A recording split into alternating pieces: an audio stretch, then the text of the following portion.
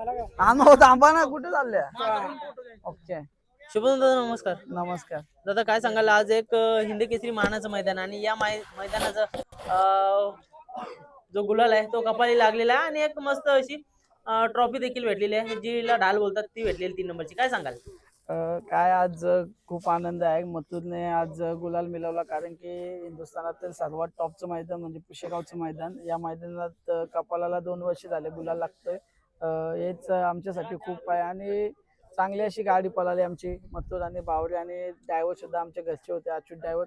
आज सर्व म्हणजे प्रेक्षकांचं मन जिंकलं. याच्या आधी जिंकत आलं आणि आजही दाखवून दिलं प्रेक्षकांना मथुर काय आहे ते. दादा काय सांगाल प्रेक्षकांबद्दल? कारण का मला तरी वाटतं ना, जेव्हा मैदानात येत होता ना तेव्हापासूनच प्रेक्षकांनी अशी गर्दी केली ना, मथुरला हालायला पण चान्स नव्हती. अक्षरशः एवढं प्रेम मथुरवरती. काय सांगाल? भरपूर सारी गर्दी झाली होती प्रेक्षकांची आणि आज भरपूर सारे मथुरचे जेवढे फॅन असतील बाहेरून सर्व म्हणजे कर्नाटक असेल, इकडे भरपूर ठिकाणावरून आले होते आणि मथुरला म्हणजे बघण्यासाठी भरपूर जण इच्छुक होते आज पळताना, कारण की आज गाडीवरती ड्रायव्हर अच्युत ड्रायव्हर होता. चांगली अशी गाडी पळवली आणि चांगलं असं म्हणजे प्रेक्षकांनी साथ दिली आम्हाला. दादा आजचा गुलाल किती इम्पॉर्टंट होता? कारण का कुठं ना कुठं तरी हा मैदान आपल्याला लकी आहे आणि या मैदानामध्ये गुलाल होतं. पण आज बावऱ्यासोबत अगोदर पण पळालेली गाडी आणि आज पण. आजचा गुलाल किती इम्पॉर्टंट होता? गुलाल तर खूप इम्पॉर्टंट होता, कारण की मथुर काय आज दाखवायचं होतं आम्हाला पण आणि त्यांनी दाखवून दिलं. बस गुलाल झाला, याच्यात आम्ही खूप आनंदी आणि याच्यानंतर मथुर असंच पळत राहावं हीच इच्छा आमच्या. दादा नियोजन कसं करताय मथुरचं आता घाटावरती आणि मुंबईमध्ये? नियोजन तर आता सध्या काही नाही, कारण की आता इलेक्शन चालू आहे. दादा ज्यावेळी सिग्नल देतील त्यावेळीच मथुर मैदानामध्ये दिसेल.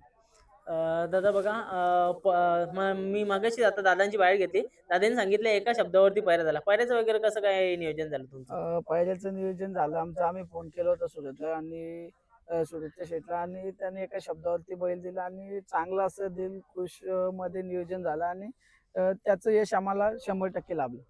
दादा काय सांगाल, राहुल दादांचा एक शब्द या बैलगाड्या क्षेत्रामध्ये किती इम्पॉर्टंट आहे? कारण का ज्याला कोणाला शब्द देतात तो शब्द पाळायलाच लागतो आणि पाळतातच.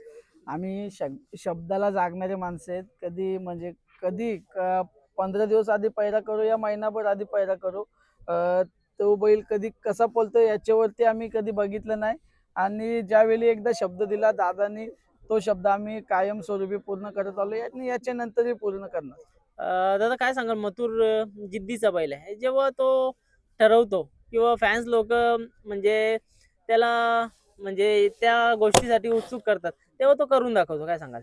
करून दाखवतो म्हणजे ज्यावेळी काय बोलतो ईर्ष्याचा विषय असतो त्यावेळी 100% मथुर गुलाल घेतो आणि आज पण तेच केलं. आज पण थोडी चुरस होती मैदानामध्ये आणि त्या चुरशीमध्ये मथुर सक्सेसफुल झाला आणि त्यांनी गुलाल घेतला. खूप आहे दादा एक नंबर पाठी नसती तर आज काय काय चित्र असता?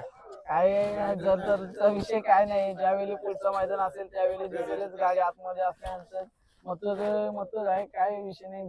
काय जो आलं ते निकाल आपल्याला मानतो. दादा नक्कीच बोलतात ना की मथुर पब्लिकचा भिताड आहे. आता पब्लिक असू दे ना ते काय असू द्या, मुंबईची असू द्या किंवा घाटावरची असू द्या, तो सर्वांना चिरतच निघतो आणि आज पण तसंच झालं. पब्लिकला असून पण 3 नंबर केला. 100% पब्लिकनी गाडी होती आणि 1 नंबर तास होती. खूप सारी पब्लिक होती. काय शिस्त असते आज मथुर आणि बावऱ्यांनी दाखवून दिलं, कारण की एकदम सरळ रेषेत आणि सुतासारखी गाडी पळाली आणि ड्रायव्हर सुद्धा म्हणजे ड्रायव्हरला पण कोणत्या गोष्टीचं टेन्शन नव्हतं गाडी आणताना, की गाडी इकडे तिकडे होणार नाही हे 100% माहिती होतं. त्यामुळे गाडी सुद्धा चांगली अशी स्पीडने पळाली. दादा बघा, मुंबईमध्ये ना सगळ्यांना माहिती आहे, सगळी पोरं काम करतात, तुम्हाला सगळे हेल्प करतात. पण घाटावरती जे नियोजन वगैरे असतं, नियोजन करते असतात किंवा मथुरची काळजी करणारे असतात, कोण कोण असतात, कोणती कोणती टीम असते? घाटावरती म्हणजे काय आमची भरपूर मोठी टीम आहे. साखरवाडीची म्हणजे साखरवाडीच्या नीलची आहे, आमचा बंडारा असेल, प्रतीकदा असेल, संकेत असेल, लोणचं म्हणजे खूप मोठी टीम आहे आमची. सांगता पण येणार नाही. सर्वांचं लक्ष असते. हनुमंतदादा असेल यांच्या घरी बैल असते ते भैया आणि त्यांच्याकडे असते, ते पण त्याच्या मुलाप्रमाणे सांभाळ करतात आणि सर्व टीम आमची एकत्र आणि एकजुटीने लढत असते. त्याच्यामुळे आम्ही नेहमी यशस्वी होत असतो. दादा आज म्हणजे एक मोठं मैदान होतं. 2-3 दिवसापासून म्हणजे प्रेक्षकांना पण वाटलेलं की मथुर आम्हाला युट्यूब वरती सोशल मीडियावरती बघायला भेटेल, पण तो दिसला नाही. नक्की काय रिझन होता?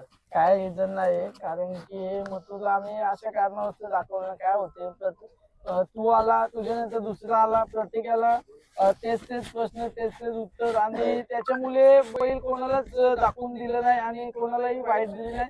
हाच कारण होता, कारण की एकाला दिल्यानंतर दुसऱ्या नाही दिल्यानंतर राग येतो प्रत्येकाला. त्याच्यामुळेच मथुरची बाईट आल्यानंतर कोणाला दिली नव्हती, हेच कारण होतं, बाकी काय विषय नाही. नक्कीच दादा. बघा म्हणजे फॅन्स लोक पण म्हणजे प्रेशराईज करतात किंवा म्हणजे त्यांचा प्रश्न असतं की दादा आम्हाला दाखव. म्हणजे त्यांचं प्रेमापोटी असतं, पण शेवटी मोठं नियोजन असतं. ते तुम्हाला पण करायचं असतं सक्सेसफुली. म्हणून कुठं ना कुठेतरी अशा गोष्टी होतात. सांगा ना थोडं. मग प्रेक्षकांना दाखवायचं काय विषय ना, तुम्ही याच्या आधी मथुरला बघत आले, याच्या नंतरही बघत राहाल. आणि ज्यावेळी मैदान असतं त्यावेळी आमचं काहीतरी नियोजन असते. फक्त एकच सांगणे प्रेक्षकांना की तुम्ही गडबड करू नका, तुम्ही पहिले फोडता, त्याच्यामुळे आमची रात्रीचा दिवस आम्हाला काढायला लागतो. कारण की काल आम्ही काय केलं आणि काय नाही केलं ते आम्हालाच माहिती आणि आमच्या टीमलाच माहिती आहे. कारण की यांना टाकताना सोपं वाटतं, पण जे काय आम्हाला करायला लागतं ते खूप कठीण आहे. कारण की कोणाला काय बोलत नाही, पण जरा सोशल मीडियावरती कोणती पोस्ट टाकताना मथुरची जरा विचार करून टाकत जावं. कारण की कोणाला काय माहित नसतं, कोण काहीही टाकतो आणि कोण काही बोलत राहतो. त्याच्यामुळे आम्हाला भरपूर सारा त्रास होतोय. पण काय आहे, फॅन फॅमिली पण समजून घ्या. कारण की मथुर कोणत्या मैदानात पळायला जायच्या आधी प्रत्येक गोष्ट तुम्ही आधीच टाकून मोकले होता, त्याच्यामुळे आम्हाला खूप सारा त्रास होतो. पण काय आता जाऊ द्या, पण तुम्ही पण आम्हाला समजून घ्या, समजून आम्ही घ्यायला पण पाहिजे. तुम्हाला समजून घेतोय. आणि तुमच्याच प्रेमापोटी आज आम्ही मथुरला मैदानामध्ये आणि इकडे सातारा भागामध्ये आम्ही पण पूर्ण आमचं घरदार सोडून 4-4 दिवस इकडे वस्तीला येतो आणि बैल पळवत असतो. त्याच्यामुळे आम्हाला पण खूप सारी मेहनत आहे आणि खूप सारं म्हणजे स्ट्रगल करायला लागतो प्रत्येक गोष्टीसाठी. त्याच्यामुळे तुम्ही पण आम्हाला समजून घ्या, आम्ही पण तुम्हाला समजून घेतो. नक्कीच आता जेव्हा बघा मुंबईमध्ये पण नियोजन असतं ना, तेव्हा पण म्हणजे अशा बऱ्याचशा गोष्टी आपण लिपून असतात किंवा काही असतात. पण बऱ्याचशा वेळेला ओपन होऊन जातं. कुठं कुठून कुठेतरी पोस्ट येतं किंवा कुठून कुठेतरी कमेंट्सद्वारे असं सांगितलं जातं. पण जेव्हा मुंबईमध्ये मथुर पळतोय 99% जेव्हा शर्यत जमते तेव्हाच माहिती पडते. नाहीतर असं आम्ही मैदानाला गेल्यानंतर हम्म. 99% कोणालाच आता पहिला समजत नाही. कारण की नियोजन करताना मी, दादा असेल, गौरव असेल, आमचे एक 4-5 पोरं आहेत, त्यांनाच माहिती असतो. त्याच्यामुळे कुठे पोस्ट पण नाही लिकीज होत आणि कुठली गोष्ट पण नाही होत. त्याच्यामुळे मुंबईचा खेळ आमचा हल्ली सुरळीत चालू आहे आणि कोणत्याच गोष्टीचा आम्हाला त्रास नाही होत. कारण की कोणत्या गोष्टी पोस्ट आधी पडत नाही आणि काही विषय होत नाही. त्याच्यामुळं बिनजोडला आली मग तर मध्ये आहे. 100%, 100%. दादा नक्कीच शेवटचाच प्रश्न. मुंबई बिनजोडचं कसं काय नियोजन चालू आहे मथुरचं? कारण का बरीचशी मोठी मोठी मैदानं पडतात. 21ला पडलाय, 31-31 डिसेंबरचा पण पडलाय. मग त्या मैदानात आपल्याला मथुर बघायला भेटेल का? मुंबईचं नियोजन तर आहे, धमाका दाखवायचाच आहे मुंबईला बिनजोडला. वा. कारण की सर्व प्रेक्षकांची इच्छा आहे आणि आमची पण इच्छा आहे. त्याच्यामुळे 100% मथुर बिनजोडला ज्या दिवशी पळेल मुंबईला, त्या दिवशी काहीतरी वेगळंच घडवणार, हे 100%.